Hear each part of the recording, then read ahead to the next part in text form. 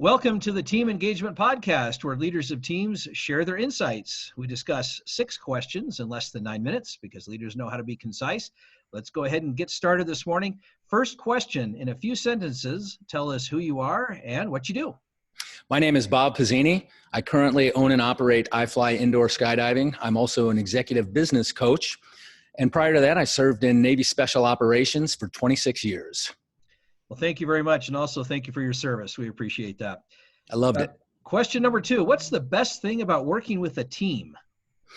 Probably the best thing is watching that team make progress towards whatever the goal is. So when we actually execute the goal, it's anticlimactic because the team has worked so hard to get to that point. So watching a team work together towards a goal is really one of the best parts. And then the second thing I would say briefly is assembling that team and going through that process. Great insights.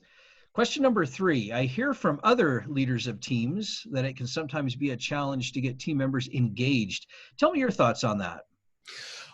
So if it's too much of a challenge, I would reevaluate that team member's value to the organization. However, people do go through peaks, period of high performance, and troughs, periods where it's difficult to get things done.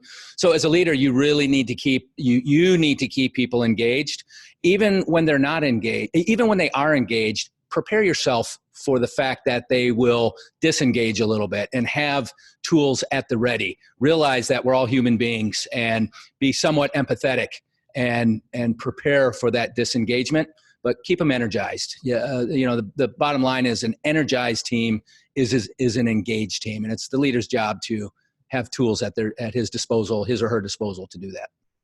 I love that. I love that energized team is an engaged team. That's a great concept. Question number 5, what other piece of advice would you give to leaders of teams? I would say that number 1, lead by example, and that's not rocket science or some amazing discovery on my part, but you have to have high moral and ethical character. You have to demonstrate loyalty, integrity, and professionalism. If you model it, they will follow your lead. Anything you model, your team is going to follow your lead. So set the expectations high for yourself, and require your team to have high expectations. Love that. High expectations. Thank you. Question number 5, what other successful leaders of teams, such as yourself, would you like to recognize as having a positive influence on your life that might be candidates for the podcast? Sure. So first and foremost, a good friend of mine named Mark Sanders, who founded a company called R3 Strategic Support Group. He lives in San Diego, California. He's also former active duty Navy Special Operations and kind of a mentor of mine when we were in the military, and certainly a mentor of mine in the business, in the private sector. So Mark Sanders. Another fella, John Bates. I call him JKB. And John Bates is a business coach.